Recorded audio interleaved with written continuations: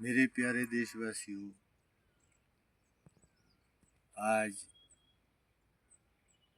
18 जुलाई 2026 को आप सबको मेरी शुभकामनाएं। आज मैं हिंदुस्तान के लोकतंत्र के बारे में चंद शब्दों में अपनी चर्चा प्रस्तुत करता हूँ।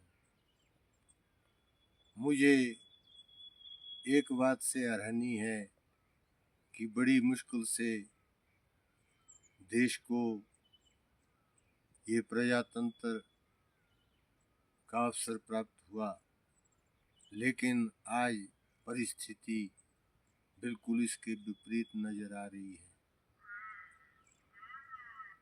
जितना भी हिंदुस्तान में राजनीतिक दल है, हम किसी एक दल की बात नहीं करते, सभी दलों की बात करते हैं। उन्होंने इस प्रजातंत्र को मजाक के रूप में आज ले लिया है। गांव से लेकर के संसद भवन तक जितने भी लोग हैं सब इसमें लिप्त हैं। नए बच्चों को भी यही नशा है कि राजनीति का दांव लग जाता तो अच्छे कमाई के अवसर पैदा होते। पुरानों को तो ये ही है चस्का। और फिर आपस की लड़ाई इतनी शुरू हो चुकी है, गांव से लेकर के शहर से लेकर के राजधानी तक, कि लोगों में आपसदारी के प्यार भावना इस राजनीति ने बिल्कुल खत्म कर दी। दुनिया हिंदुस्तान के लोगों को किसी ने धर्म के नाम पर बांट दिया, किसी ने जाति के नाम पर बांट दिया, किसी ने मजहब के नाम में बांट दिया। कोई अल्पसंख्यक है, कोई बहुसंख्यक है, कोई महिला आरक्षण है, कोई महिला को जागरूकता, वो महिलाएं भी जो है वो भी एक जाति बना दी। हैरानी इस बात की है कि सारी लड़ाई ये, मेरे को ऐसा लग रहा है कि सारा तंत्र ये कुर्सी का है।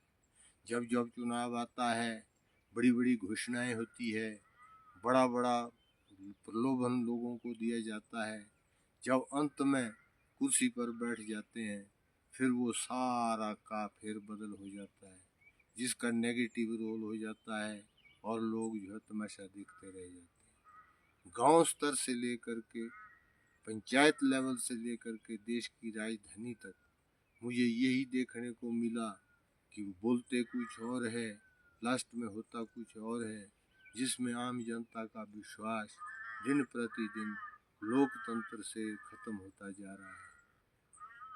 हर व्यक्ति की विचारधारा में सुनता रहता हूँ, वो कहते हैं कि भाई हमारे से वोट तो ले लेते हैं, बाद में हमारे को जो है जो वायदे की होते वो एक भी हमारे पूरे नहीं होते। कहीं हर चीज़ की त्रुटियाँ, शहरीकरण, मेरी अंदाजे में प्रजातंत्र का हर आदमी को कोई हिस्सा नहीं मिलता है।